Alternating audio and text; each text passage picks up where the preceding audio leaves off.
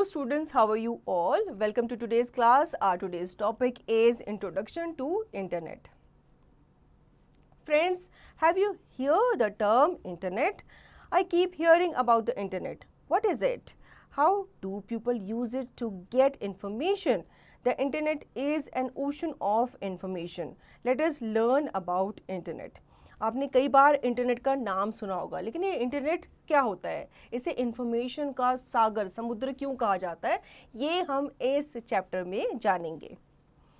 Introduction: when two or more computers are connected to each other, it is called a network.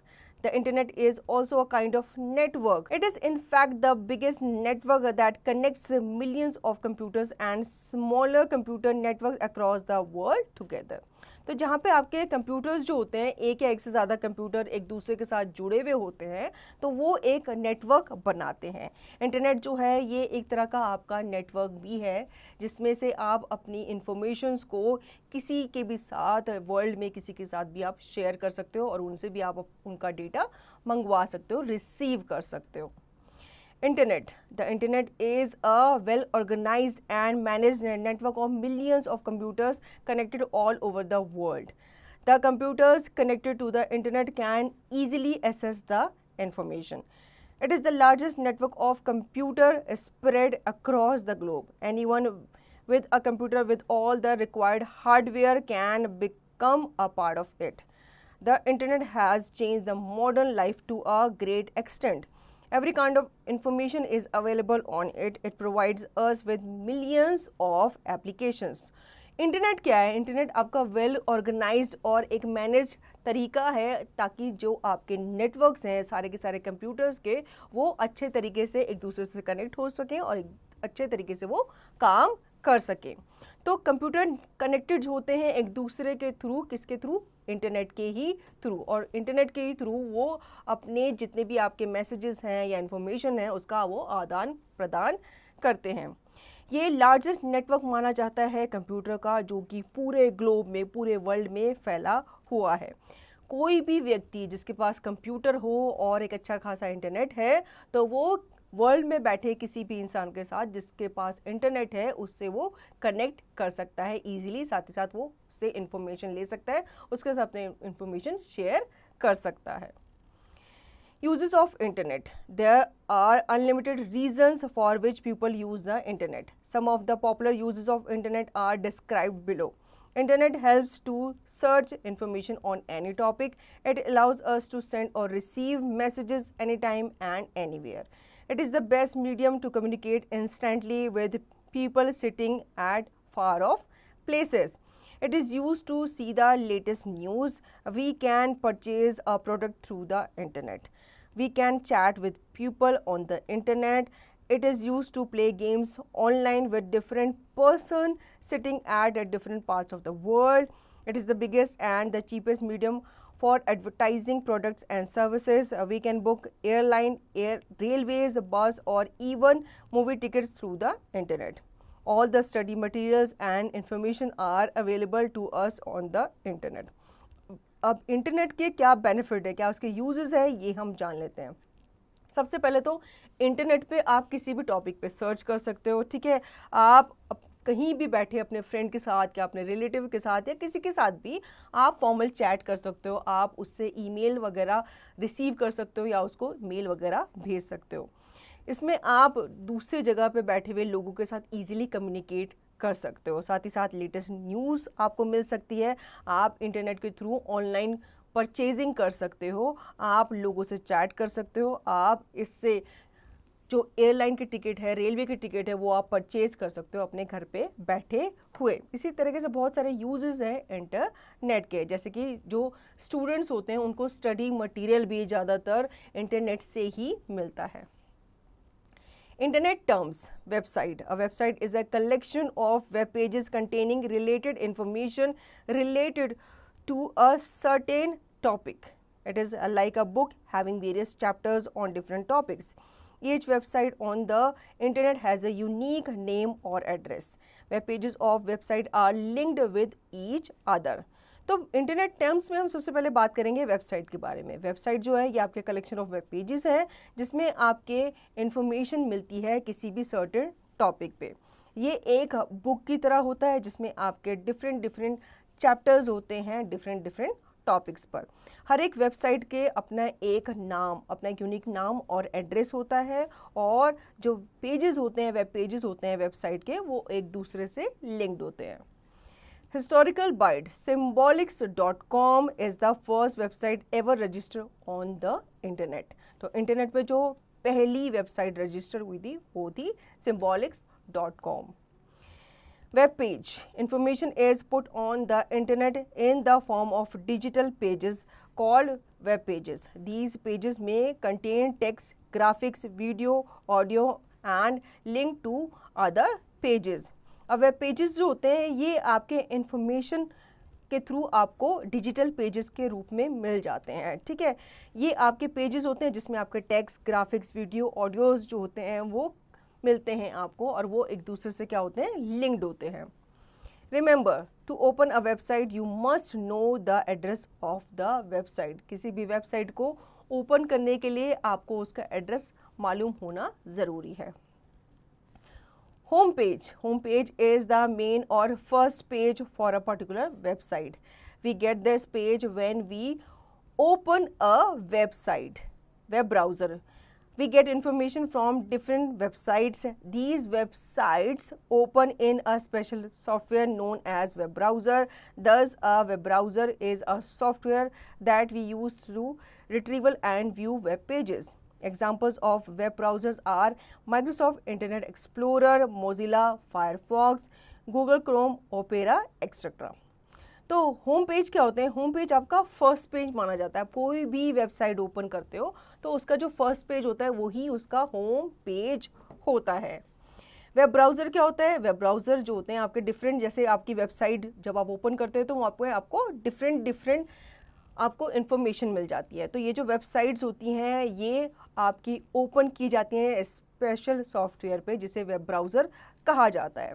तो इसमें आपके जो well known web browser हैं वो हैं आपके Google Chrome, Microsoft internet explorer, Mozilla Firefox etcetera.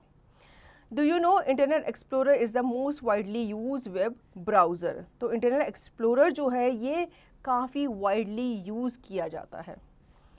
World Wide Web, WWW. World Wide Web, WWW is like a very large library from where we can get different types of information in the form of text, pictures, sound, video, etc. It is an electronic library available on the internet. It is a series of servers that are interconnected. A lot of information is stored on these servers. It contains millions of websites which give information. तो www क्या है? ये world wide web है और ये एक large library माना जाता है इंफॉर्मेशन की, जहाँ पे आपको इंफॉर्मेशन मिलती है in the form of text, picture, sound, video etcetera. ये एक इलेक्ट्रॉनिक लाइब्रेरी है। जैसे आप लाइब्रेरी में जाते हैं तो आपको अलग अलग टॉपिक्स पे अलग अलग बुक्स मिलती है, वैसे ही आपका जो www है यहाँ पे आपको डिफरेंट टॉपिक्स पे अगर आप जब सर्च करते हो तो यहाँ पे आपको इन्फॉर्मेशन अलग अलग टॉपिक्स पे मिल जाती है। यहाँ पे आप सीरीज़ ऑफ सर्वर्स मिल जाते हैं जो कि एक दूसरे से कनेक्टेड होते हैं। जैसे कभी कभी क्या होता है, आप एक वेब पेज ओपन करते हो उसके साथ साथ आपको कुछ HTTP भी मिल जाते हैं, कुछ लिंक्ड वेबसाइट भी मिल जाती है। जब आप उन पर क्लिक करते हो तो उसी से रिलेटेड एक और पेज जो है वो ओपन हो जाता है। Do you know moving from one page to another on world wide web is called net surfing. जब आप वर्ल्ड वाइड वेब पे एक पेज से दूसरे पेज पे जाते हैं तो वो आपका नेट सर्फिंग कहलाता है। Historical byte, Tim Berners Lee invented the world wide web. तो इसकी खोज जो थी वो टिम बर्नर-ली के द्वारा की गई थी। Now URL, each website has a unique address known as uniform resource locator URL represent the full address of any source located on the computer. You can quickly display any web page if you know to its URL. A URL has three parts: protocol, host name, file name. Example: http://www.flipkart.com/books. Protocol, host name, file name. तो URL क्या है? हर एक website जो होती है उसका अपना एक यूनिक एड्रेस होता है जिसे यूनिफॉर्म रिसोर्स लोकेटर URL भी कहते हैं। URL जो होता है ये आपके कंप्यूटर पे किसी भी सोर्स के एड्रेस को, उसके फुल एड्रेस को ये रिप्रेजेंट करता है। ठीक है। Basic requirement for an internet connection. To connect your computer with internet, you need the following hardware and software: a computer, telephone line or USB device, a modem, internet service provider ISP for internet connection, internet browser software। अब internet connection के लिए आपको basic चीज़ें क्या क्या required है वो यहाँ पे हमें बताई गई है। सबसे पहले आपके पास कंप्यूटर होना चाहिए, देन आपके पास टेलीफोन लाइन या फिर USB डिवाइस होना चाहिए, मॉडेम होना चाहिए, एक इंटरनेट सर्विस प्रोवाइडर होना चाहिए जो आपको इंटरनेट सर्विस जो है प्रोवाइड करेगा, इंटरनेट ब्राउज़र सॉफ्टवेयर होना चाहिए। Connecting to the internet, we can easily connect to the internet by following the given steps. Click on the network icon present on the notification area of the status bar. On clicking, a pop-up menu displays the dial-up connection configured on your system. There are different dial-up connections such as BSNL, Airtel, etc. Select the one configured on your system. Click on the Connect tab. You will get connected to the internet. You can now open the web browser Google Chrome by double-clicking on its icon on the desktop. Google Chrome will open and you can go to any website by typing its address in the address bar. For example, type www.google.com and click on Go button. A screen appear as shown alongside. तो यहाँ पे हम internet से कैसे connect कर सकते हैं ये हम जान लेते हैं। सबसे पहले आपको नेटवर्क आइकन पे क्लिक करना है जो कि प्रेजेंट होता है आपके नोटिफिकेशन एरिया पे स्टेटस बार के। उसके बाद आपके सामने एक पॉपअप मेन्यू डिस्प्ले होगा, यहाँ पे आपको डायलअप कनेक्शन पे क्लिक करना है। देन आपको यहाँ पे डायलअप कनेक्शंस को, जो डिफरेंट डायलअप कनेक्शन हैं उनमें से आपको एक को चूज़ करना है। ठीक है। उसके बाद आपको वन कन्फिगर्ड को सेलेक्ट करना है आपके सिस्टम पे। देन आप क्लिक करेंगे कनेक्ट टैब पे और आप इंटरनेट से कनेक्टेड हो जाएंगे। यहाँ पे आप ओपन कर सकते हैं वेब ब्राउज़र को। ठीक है। जैसे यहाँ पे आपको बाय डिफ़ॉल्ट गूगल क्रोम को ओपन करके दिखाया है, तो गूगल क्रोम आपके सामने ओपन हो जाएगा। यहाँ पे आप किसी भी वेबसाइट पे जा सकते हैं उसका एड्रेस टाइप करके, फॉर एग्जांपल www.google.com, और फिर उसके बाद आप गो बटन पे जाएंगे और आपके सामने स्क्रीन अपीयर हो जाएगी।